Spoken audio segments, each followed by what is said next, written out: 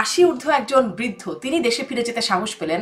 আওয়ামী লীগের অন্যান্য নেতারা যারা দেশের বাইরে আছেন তারা কেন সাহস পাচ্ছেন না, তারা কেন ফিরছেন না, আপনি কেন ফিরছেন না? বাংলাদেশের নাগরিক যখন দেখে যে একটা সরকারি দলীয় এমপি কে ওবায়দুল কাদের থাপড়াইতে পারে দিনে দুপুরে, তখন আপনাকে আমাকে গাছে ঝুলাই মাইরা ফেলবে বা আমাদেরকে দেশ ত্যাগ করতে হবে, এটা দেখে আমরা তো আশ্চর্য হচ্ছি কেন? এখন বলছে, তখন বলতে পারে নাই কেন?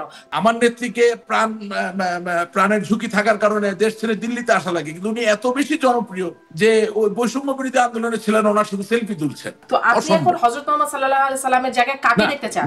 বর্তমান সরকারকে, অন্তর্বর্তী সরকারকে? রাশিদ রহমান, বর্তমান যে পরিস্থিতি তাতে আপনাদের প্রতিশোধ নেবার মতো খুব অবস্থা নাই। আচ্ছা, আপনি কিভাবে দেশ ছেড়ে আসলেন? আপনি মনে করেন যে আপনার দলের ক্ষমা চাওয়া উচিত? রাজনীতিতে আসমানের দিকে তাকায়ও জাতির কাছে ক্ষমা চাওয়া যায়। যখন আওয়ামী লীগের সাধারণ সম্পাদক ওবায়দুল কাদের, সাবেক মন্ত্রী সম রেজাউল করিম সাহেবরা বলছেন কিভাবে দেশ ছেড়ে গেছেন, কিভাবে পলাতক থাকতে হয়েছে তাদের, তখন 1 মাস থাইল্যান্ডে চিকিৎসা শেষে দেশে ফিরেছেন আওয়ামী লীগের বর্ষিয়ার নেতা সাবেক রাষ্ট্রপতি আব্দুল হামিদ। তিনি ফিরতে পারলেন, বাকিরা কেন সাহস পাচ্ছেন না? আজকের অতিথি আওয়ামী লীগ নেতা রাশেক রহমান। রাশেক রহমান, আপনাকে স্বাগত জানাচ্ছি আজকের আয়োজনে। আপনার কাছ থেকে শুরু করতে চাই বাংলাদেশের একটি ঘটনা নিয়ে, যে সাবেক রাষ্ট্রপতি আব্দুল হামিদ তিনি যখন দেশ ছেড়েছিলেন 1 মাস আগে চিকিৎসার উদ্দেশ্যে থাইল্যান্ডে গেলেন, অনেক আলোচনা হলো, সেই ঘটনা পরম্পরায় অনেক কিছু হয়েও গেল। তিনি এই 80 ঊর্ধ্ব একজন বৃদ্ধ, তিনি দেশে ফিরে যেতে সাহস পেলেন। আওয়ামী লীগের অন্যান্য নেতারা যারা দেশের বাইরে আছেন তারা কেন সাহস পাচ্ছেন না, তারা কেন ফিরছেন না, আপনি কেন ফিরছেন না? আচ্ছা দেখেন, প্রথম কথা হলো যে he is a champion politician, কোনো সন্দেহ নাই। সাবেক রাষ্ট্রপতি জনাব আব্দুল হামিদ, দেখেন প্রথম কথা হচ্ছে ওনাদের জেনারেশনটা তো ব্যতিক্রমী একটা জেনারেশন, এবং রাষ্ট্রপতি আব্দুল হামিদ উনি রাজনীতিবিদ হয়ে উঠেছেন কারো আনুকূল্যে বা কারো দয়া দাক্ষিণ্যে না, যার দরুন তিনি এমন সাহস দেখাতে পারবেন এটাই তো খুব স্বাভাবিক। এবং তার থেকেও বড় কথা হচ্ছে আজকে এই সংকটকালীন সময় বসে যখন নিজেরা বিচার করি, তখন আমি বুঝি যে কেন আমরা অনেকেই ফিরতে পারি না বা ফেরার মতো সাহস করি না। তার মধ্যে আমিও আছি।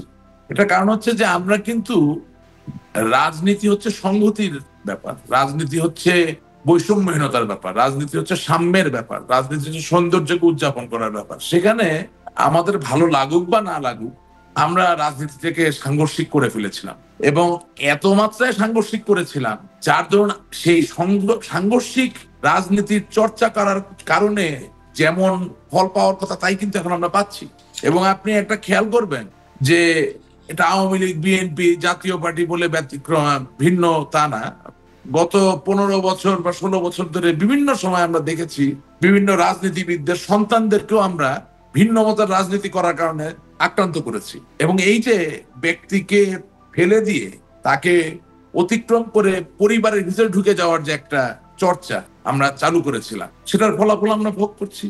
আজকে এই যে সহিংস রাজনীতির যে বহিঃপ্রকাশ দেখছেন, তার ভিতরে অনেকাংশেই কিন্তু আমরা জেনে হোক, বুঝে হোক অথবা না বুঝে হোক, আমরা পক্ষপাতমূলক রাজনীতিতে যাওয়াতে মানুষকে সরাসরি আক্রান্ত করার কারণে কিন্তু সেই ফলাফলটা আমাদেরকে পেতে হচ্ছে। যে যত কথা আপনাকে বুঝা অমুক চক্রান্ত ছিল, নো, এটা মানুষের জনরোষ, এটা বাস্তবতা। সবচেয়ে ভয়ঙ্কর ব্যাপারটা হচ্ছে যে রাষ্ট্রপতি আব্দুল হামিদ যখন তার চিকিৎসার জন্য দেশের বাইরে গেলেন, একটা মানুষের যখন বেঁচে থাকার প্রশ্ন আসে, তখন তো দেশে বা দেশের বাইরে এটা আপনি বিচার করতে পারবেন না, তার বেঁচে থাকাটা তার অধিকার, তাই না? কিছু কিছু জায়গায় আমরাও তো সেই অধিকার হরণ করেছি, তাই না? মানুষের বিদেশে যাওয়া বা চিকিৎসা নেওয়ার জায়গাটা, এটা মেনে নিতে হবে। উনি যখন দেশের বাইরে গেলেন, আমাদের ভিতর থেকে একটা অংশ কি শুরু করবো যে এখান থেকে থাইল্যান্ডে গেছেন, থাইল্যান্ড থেকে দিল্লিতে যাবেন, যাওয়ার পরে সব আলাপ আলোচনা হয়ে যাবে এবং আওয়ামী লীগের সভাপতি হয়ে বা সভাপতির কাছে পারমিশন নিয়ে, অনুমতি নিয়ে তিনি আওয়ামী লীগের হাল হাতে ধরে তিনি বাংলাদেশে ফিরে আসবেন। তার মানে একজন লোক যে অসুস্থ হবেন, নির্বিঘ্নে তার চিকিৎসা করবেন, সেটারও সুযোগ নাই। মানে গুজবের কারণে আপনি আক্রান্ত। একটু প্রশ্ন করতে চাই, আপনাদের আশঙ্কা কি? মানে যদি আমি আপনার আশঙ্কার কথাই জিজ্ঞাসা করি, যে রাষ্ট্রপতি আব্দুল হামিদকে আপনিও প্রশংসা করছেন যে তিনি সাহসী, তিনি ফিরে গেলেন, আপনার কি মনে হয় আপনি যদি ফিরে যান তাহলে কি হবে? ফিরছেন না কেন? না, আমি তো আপনাকে এর আগে আপনার অনুষ্ঠানে বলেছি, আমি যদি বুঝি যে আমি আদালতে একেবারে সুস্থ শরীরে দাঁড়াতে পারবো এবং আমি যেই আইনজীবীকে চাই, এটা তো আমার অধিকার, আমি যেই আইনজীবীকে চাই সেই আইনজীবী আমার প্রতিনিধিত্ব করতে পারবেন নির্ভয়ে, নিঃসংকোচে, এবং যৌক্তিক জায়গায় আমি জামিন পাবো বা যেই সুযোগটা পাওয়ার কথা একজন দেশের নাগরিক হিসাবে, সেটা নিশ্চিত হলে আমি অবশ্যই ফিরে যাব। আজকের এই পরিবেশের জন্য আমি এককভাবে হয়তো বা দায়ী না, আমি নিজেকে নিজের অংশটুকু নিতে রাজি আছি, কিন্তু ব্যাপক অর্থে যাদের কারণে আজ এই পরিবেশটা তৈরি হয়েছে, তারা যদি অনুভব না করেন যে সাংঘর্ষিক রাজনীতির থেকে বেরিয়ে আমাদেরকে আসতেই হবে, সেটা আগে পারি নাই, এখন পারতে হবে, অথবা আগামী দিনে পারতে হবে। কেন আপনাকে এই কথাটা বলছি? কারণ যদি আমাদের প্রিয় নবী হযরত মুহাম্মদ সাল্লাল্লাহু আলাইহি ওয়াসাল্লাম মক্কা বিজয় করার পরে সকলকে ক্ষমা না করতেন, তাহলে ইসলামের এই প্রসার কি কোনোদিন সম্ভব হতো? তার মানে যদিও হযরত মুহাম্মদ সাল্লাল্লাহু আলাইহি ওয়াসাল্লামকে বছর পর বছর নির্যাতন করা হয়েছে, লাঞ্ছিত করা হয়েছে, তার অনুসারীদেরকে শাস্তি দেওয়া হয়েছে, অত্যাচার করা হয়েছে, কিন্তু তিনি he became larger then life. তিনি একজন ক্ষুদ্র মানুষের জীবনের থেকে বৃহৎ হয়ে তিনি ক্ষমার পথকে বেছে নিয়েছিলেন। তো আপনি এখন হযরত মুহাম্মদ সাল্লাল্লাহু আলাইহি সাল্লামের জায়গায় কাকে দেখতে চান? বর্তমান সরকারকে, অন্তর্বর্তী সরকারকে? না, আপনি আমি দুটো কোরআনিক এবং বিবলিক্যাল এক্সাম্পল দিয়েছি যে আমাদেরকে কোনো না কোনো পর্যায়ে যে সিদ্ধান্ত নিতে হবে যে আমরা সাংঘর্ষিক, আমরা যুদ্ধ করব, আমরা প্রতিশোধ নিব, নাকি আমরা সংহতি তৈরি করব। আমি আপনার অনুষ্ঠানের মাধ্যমে বর্তমান যে পরিস্থিতি, রাশিদ রহমান, বর্তমান যে পরিস্থিতি, তাতে আপনাদের প্রতিশোধ নেবার মতো খুব অবস্থা নাই, কিন্তু যারা আছেন এখন ক্ষমতায়, প্রতিশোধ নেওয়ার মতো অবস্থা আজকে নাই, আগামীকালকে হতে পারে, কিন্তু প্রশ্নটা ওটা না। প্রশ্ন হচ্ছে আপনি আদৌ কোনোদিন প্রতিশোধ নিবেন কিনা। আপনার পূর্ব অভিজ্ঞতা বলে বা ইতিহাস বলে আপনারা প্রতিশোধ পরায়ণ, আপনারা প্রতিশোধ পরায়ণ। রাশিদ রহমান, জি, আপনারা প্রতিশোধ পরায়ণ। এখন আপনারা কি চাইছেন যে হযরত মুহাম্মদ সাল্লাল্লাহু আলাইহি সাল্লামের সেই রোলে বর্তমান অন্তর্বর্তী সরকার মানে থাকুক এবং আপনাদেরকে সেইভাবে ক্ষমা সুন্দর দৃষ্টিতে দেখুক? না, আপনি আরো কন্টেম্পোরারি জায়গায় যাচ্ছেন না কেন? আমি আশা করি এটাকে তীর্যক ভাবে না নিয়ে সোজাসুজি ভাবে নেবেন। 1971 সালে আপনার গণহত্যার পরে, 1971 স্বাধীনতা যুদ্ধের পরে এই যে শতাধিক পাকিস্তানি কমান্ডার যারা গ্রেপ্তারকৃত অবস্থায় এবং সিপাহীরা যারা গ্রেপ্তার ভারতে চলে গেল, এই যে সিমলা চুক্তি শোনেন, তাদের কারো শেষ পর্যন্ত বিচার বা কিছু করলেন না কেন? তারা তো হত্যা করছে। কারণ হচ্ছে যে কোনো একটা জায়গায় আপনাকে কিছু অপ্রিয় বাস্তবতার মুখোমুখি হতে হয়। আমি সেটা সমর্থন করি, সেটা বলি না। আমি বলছি এগুলো চিন্তা ভাবনা করার বিষয় আছে। আপনি আমাকে যে প্রশ্ন করছেন সেটার কোনো একক উত্তর হয় না। উত্তরটা হচ্ছে আমাদেরকে এটা চিন্তা করতে হবে। তো আপনারা কি ক্ষমা চাইবেন? আপনারা যদি বলে ধরেন সেই বাস্তবতা যদি আসতে হয়, একটা পক্ষকে তো আগাতে হবে। শুনেন, আপনারা তো ক্ষমা চান না।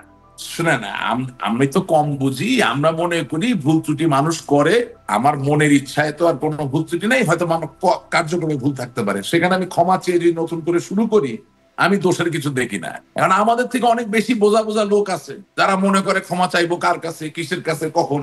এবং আচ্ছা, তাহলে একটু সামারিটা আপনি চাইছেন, আপনি মনে করেন যে আপনার দলের ক্ষমা চাওয়া উচিত? না, এখানে দুটো ব্যাপার আছে। একটা হচ্ছে যে ভুল সিদ্ধান্তগুলো নিয়েছি, সেই ভুল সিদ্ধান্তগুলো আগামী দিনে হবে না, এটা রিঅ্যাসিওর করা। এটাকে আপনি ক্ষমা বলবেন না সংশোধনী বলবেন না কি ভাষায় প্রকাশ করবেন আমি জানি না। অর্থাৎ দলের ভিতরে যারা আক্রান্ত তাদেরকে অনুভব করতে হবে যে আগামী দিনে এই ধরনের অনাচার অবিচারগুলো হবে না। এবং আপনার 15 বছর যেভাবে ভয়ের একটা সংস্কৃতি দলের ভিতরে চলেছে, কেউ কোনো কথা বললেই আপনার সাথে মতামতে না মিললে তাকে ভয় দেখানো হয়েছে, গালিগালাজ করা হয়েছে, সেটা এখনো চলমান। এটা যদি বন্ধ না করতে পারেন খুব ভালো কোনো ফলাফল হবে না। আলাপ আলোচনা ছাড়া তো একটা ছোট সংসারও এগোতে পারে না। সেখানে এত বড় একটা দল, সেখানে আপনি ঠিক করে দিবেন কার সাথে আলাপ করা যাবে, এর বাইরে আলাপ করা যাবে না, এটা তো হতে পারে না। বা কতটুকু আলাপ করা যাবে।